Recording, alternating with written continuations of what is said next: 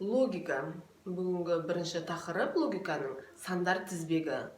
Бұл жерде сандар белгілі бір заңдылықпен орналасады. Сол заңдылығын тауып алсақ, ары қарай оңай болады. Сонда сұрақтың шешуін де таба аламыз, жауабын да таба аламыз. Сонда қазір біздің бірінші есебімізге өтейік. Бірінші есебімізге қарайтын болсақ, мына жерде бір сандар орналасқан, белгілі бір ретпен сандар орналасқан. Мысалы 1, 2, 1, 3, 1, 4, 1 дейді. Сонда бірінші сұрақ белгісінің орнына не тұру керек, соны қалай анықтаймыз? Қарайық, егер зер салып қарайтын болсақ, сандарды барлық сандардың арасында бір тұр, бір саннан кейін бір тұр, тағы бір саннан кейін бір келескен. Сонда одан кейін екінші санды қарайықшы, 2, 3, 4. 2, 3, 4 ретімен кездескен. Сонда 2-нің алдында қандай сан тұру керек? Сонда оның алдында 1 тұру керек. Сонда 1 сан секіреміз 2, одан 1 сан секіреміз 3, одан келесі 4. Ал арасындағы бірлер әшейін тұрған бірлер болып есептеледі. Екінші сұраққа өтейік. Екінші сұрағымызда бұлттың ішінде 2 сан берілген, сандар түрі, сандар тізбегі. Бірінші сандарымыз 13, 27, 25, 51, одан кейін сұрақ белгісі, одан кейін 99. Бұл сандар белгілі бір заңдылықпен орналасқан, әшейін тұрған жоқ. Одан кейін астында 7, 14, 13, 26, 25 сұрақ белгісі. Осы 2 сұрақ белгісін табу керек. Енді қарайық сандарға, бірінші тұрған қатардағы сандарға қарайық. 13, мысалы 13-ті 2-ге көбейтіп, 13-ті 2-ге көбейтсек неше? 26. 26-ға 1-ді қоссақ неше шығады? 27. Келесі сан шықты. Ал 27-ден 2-ні азайтсақ 25 шығады. Сонда біздің заңдылығымыз мынандай болып тұр. Көбейту 2, қосу 1, келесінде азайту 2 болып тұр. Ал көрейік, одан кейін 25. 25-ті 2-ге көбейтсек 50, 50-ге 1-ді қоссақ 51 шықты ма? Енді сұрақ белгісінің орындағы санды қалай табамыз? 51-ден, біз алдында 27-ден 5-ті азайттық қой, дәл солай. 51-ден 2-ні азайтамыз. 51-ден 2-ні азайтсақ 49. Сонда мына жерде тұрған санымыз сұрақ белгісінің орнында 49 екен. Ал ары қарай тексеретін болсақ 99 шығу керек. 49-ды 2-ге көбейтеміз. 2-ге көбейтсек 98, оған 1-ді қоссақ 99 шығып тұр. Ал астындағы сандардың заңдылығы қандай екен көрейік. 7 тұр, 7-тен кейін 14 тұр. 7-ні 2-ге көбейткен ғой. 7-ні 2-ге көбейтеміз не жерде? 14. Одан кейін 14-тен 1-ді азайтамыз. 3 шығады. 13 шығады, 14-тен 1-ді азайтамыз. Ал келесі 13-ті тағы да 2-ге көбейтеміз 26. 26-дан 1-ді азайтамыз 25. Сонда заңдылық бұл жерде қандай? Көбейту 2, азайту 1. Көбейту 2, азайту 1 деп осылай ары қарай кете береді. Енді сұрағымызға келейік. Бұл жерде реті-ретімен болу керек, шатасып қалмауымыз керек. 26-да жаңа 1-ді азайттық 25 болды. Енді келесісі азайту емес, көбейту 2. Сонда 25-ті 2-ге көбейтсек 50. Сонда сұрақ белгілерінің орнында тұрған 49 бен 50 деген сандар екен. Ал мына сұраққа зер салайық. Бұл жерде минус 45, минус 42, минус 21, минус 18, минус 9, минус 6, минус 3 деп кеткен. Енді біз арт жағынан бастап есептейік өзімізге оңай болу үшін. 3, одан кейін 6, 3-тен кейін 6, 3-ті не істеген? 2-ге көбейткен 6 болған. 6-ға неше қосқан? 3 қосқан 9 шыққан.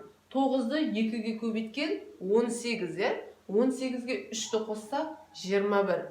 Сонда біздің заңдылығымыз көбейту 2, қосу 3. Көбейту 2, қосу 3. Ал сол ретпен ары қарай жылжи берейік. Енді 9-ды 2-ге көбейттік 18 шықты, 18-ге 3-ті қостық 21. Енді 21-ді 2-ге көбейтеміз 42, 42-ге 3-ті қосамыз 45. Енді не істейміз? 45-ті 2-ге көбейтеміз неше 45-ке көтсек 90, иә? Сонда жауабы бізде бұл жерде сұрақ белгісінің орнында минус 90. Ал мына сұраққа қарайтын болсақ, мына есепке сандар бір ретсіз тұрған сияқты, белгілі бір бағанағындай тәртіп жоқ сияқты, иә? Сондықтан бұндай есептер келген кезде біз не істейміз, бір санды секіріп отырып шығарамыз. Ең бірінші есептегенде бірлер ортасына әшейін қойылған сияқты, бұл жерде де сондай бір заңдылық бар шығар. Сол үшін бұлай секірейік. Енді бірінші тұрған санымыз белгісіз сан болғандықтан соңынан бастаған жөн, иә? Соңында неше тұр бізде? 1 тұр және 5 тұр. Ал 5-тің алдында бір санға секіретін болса 4 тұр. 4-тің алдында 3 тұр, 3-тің алдында 2 тұр, 2-нің алдында не тұру керек? Бізде 1 тұру керек. Сонда егер ретімен былай секіретін болсақ, біріншісі 1, одан кейін 2, 3, 4, 5. Дұрыс па? Ал арасындағы сандарға мән беріп көрейік. Бірінші 25. 25 дегеніміз 5-тің квадраты. Дәрежені өттік қой, 5-тің квадраты. Ал 16 дегеніміз 4-тің квадраты. Одан кейін бір сан секірсек 9, ол 3-тің квадраты. Одан кейін бір сан секірсек 4, ол 4 дегеніміз 2-нің квадраты. Одан кейін ең соңында тұрған 1, ол 1-дің квадраты. Сонда бізде алғашқы тұрған санымыз нешеге тең екен? 1-ге тең, ретімен келеді. 1, 2, 3, 4, 5 болды. Енді тағы бір жақсы есептердің бірі мынандай. Бізде бөлшектер берілген, бұл жерде де біз секіру амалының заңдылығын қолданайық. Мысалы, не тұр? 2-ден 1 тұр. 2-ден 1-ден кейін не тұр?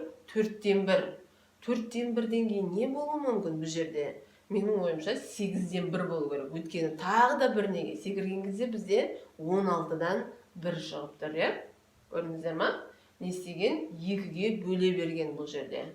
Сонда 2-ден 1, одан кейін 4-ден 1, одан кейін 8-ден 1 болады сұрақ белгісінің орнына, одан кейін 16-дан 1 болып тұр. Сонда жауабымыз бізде 8-ден 1. Барлығы өсіп тұр, ары қарай үлкейе берген, сандар үлкейе берген. Қарағенді 3-ті 1-ден 7 болып кеткен. Егер 1-ден үлкен санға айналатын болса, міндетті түрде ол жерде көбейту бар деген сөз. Сонда 3-ті 2-ге көбейтсек, 6 шығады, 6-ға 1-ді қоссақ, 7 шығады. Ал кеттік, 7-ге 2-ні көбейтсек, 14, 14-ге 1-ді қоссақ, 15. 15-ге 2-ні көбейтсек, 30, 30-ға 1-ді қоссақ, 31. Сонда сұрақ белгісіміз қалай? 31-ді 2-ге көбейтеміз. 31-ді 2-ге көбейтсек, 62. 62-ге 1-ді қоссақ, 63 болады. Сонда сұрақ белгісінің орнына 63 екен. Ары қарай тексеріп көретін болсақ, 63-ті 2-ге көбейтетін болсақ, 126, 126-ға 1-ді қоссақ, 127. 127-ні 2-ге көбейтсек, 254, 254-ге 1-ді қоссақ, 255. Сонда бұл жердегі заңдылық көбейту 2, қосу 1. 2, 4, 7, 12, 14, 17, 22 дейді. Келесі қандай? Бұл жерде қызық бір заңдылық бар, бұл жерде ешқандай секірмейміз. Былай қараймыз. 2-ге неше қосқан кезде 4 шығады? 2-ні, сонда бұл жерде қосу 2 бар екен. 4-ге неше қосамыз? 3-ті қосамыз, сол кезде 7 шығады. 7-ге неше қосамыз? 12 шығу үшін 5 қосамыз, Сонда не болды? Қосу 2, қосу 3, қосу 5 деген сандарды қосқан. Заңдылық міне бізде осы 3 сан қайталана береді. Қарай, келесінде 12-ге неше қосамыз? 2 қосамыз. 14-ге 3 қосамыз, 17 шығу үшін. 17-ге 5 қосамыз, 22 шығу үшін. Енді жаңағы 2, 3, 5 қайталанып отыр ғой. Қайтадан басталады. 22-ге сонда неше қосамыз? 2 қосамыз. 22-ге 2-ні қоссақ, 24. Сұрақ белгісінің орнында сонда 24 шығады. Мына сұраққа қарап, оп-оңай сұрақ, 1-ден тауып алуға болады. Бірненің ішінде 3 пен 6 тұр, 7 мен сұрақ белгісі тұр, және 15 пен 30 тұр. Қарасақ, 3 пен 6 ол 3-ті 2-ге көбейтсек 6, 15-ті 2-ге көбейтсек 30. Сонда 7-ге 2-ні көбейтсек 14. Сұрақ белгісінің орнына сонда 14 болады екен. Ал мына сұрағымызға келейік. Бұл жерде де бір не бар? Реттілік бар, бір заңдылық бар, қарайық. 3, 6 одан кейін сұрақ белгісі. 3 2-ге көбейтілген 6 болған. 6-ға бір нәрсе қосылған ба, көбейтілген ба белгісіз, одан кейін 18. 18-ге енді қосу керек. 18-ге 3-ті қосқан 21. 21-ге 2-ні көбейткен 42. Бастапқы 6-ны көбейткенге келіп тұр, көбейту 2 бар екен, келесі қосу 3 екен. 42-ге жаңа 3-ті қостық, енді 45-ге 2-ні көбейттік 90. Енді сұрақ белгісімізге қайттан өтейік. 3-ті 2-ге көбейтеміз 6, 6-ға 3-ті қосамыз 9. Сонда көбейту 2, қосу 3. Бұл жерде қарасаңыздар, қалай? Сандар арғарай бөлініп жатыр, азайып жатыр, сондықтан бізге оңайы керісінше орындау. Қалай орындаймыз? Ең соңынан бастаймыз. 2, одан кейін сұрақ белгісі 12, 48, 240, 1440 дейді. Сонда бұл жерде қалай 2-ге үстіне 1-ді көбейту 1-деге, 2-ге 1-ді көбейтсек 2 шығады. Оны тастап кетейік сұрақ белгісін. Одан кейін 12-ге неше көбейткенде 48, 12-ге 4-ті көбейткенде көбейту 4. Одан кейін 48-ге 5-ті көбейтсек 240, көбейту 5 бар.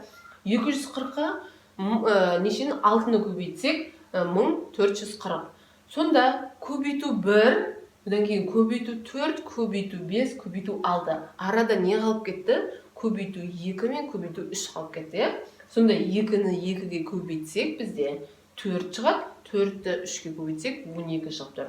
Сонда сұрақ белгісінің орнында бізде 4. Ал мына сұрағымызда сандар бір ретсіз тұрған сияқты.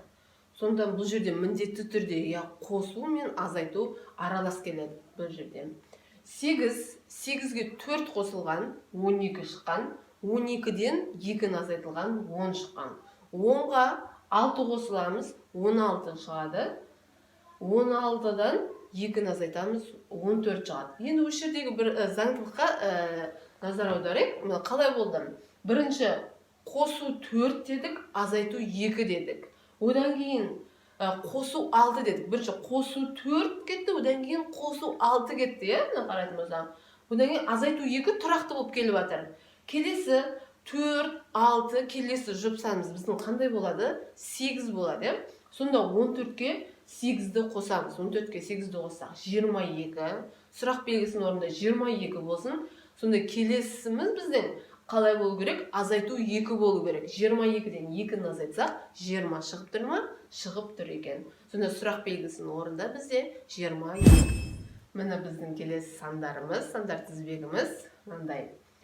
4, 12, 15, 5 болып азайып кеткен, сұрақ белгісі, бұдан кейін 18 болған, одан кейін 6 болған. Енді қарайық, 4-ке нешені көбейтсек 12 болады. Бұл үлкен арасында айырмашылық үлкен болса, көбейту қолданған жөнді. 4-ке 3-ті көбейтсек 12, көбейту 3 бар. 12-ге енді неше қосамыз? 3 қосамыз, 15 болады. Енді 5 шығу үшін істейміз, 15-ті 3-ке бөлеміз. 5 шығады. Сонда заңдылықтарымыз бұл жерде қандай болып тұр? Көбейту 3, қосу 3, бөлу 3 болып тұр. Келесіміз сонда 5-ті тағы да 3-ке көбейтеміз, 15. Сұрақ белгісінің орнында 15 болады. Оған 3-ті қосамыз, 18.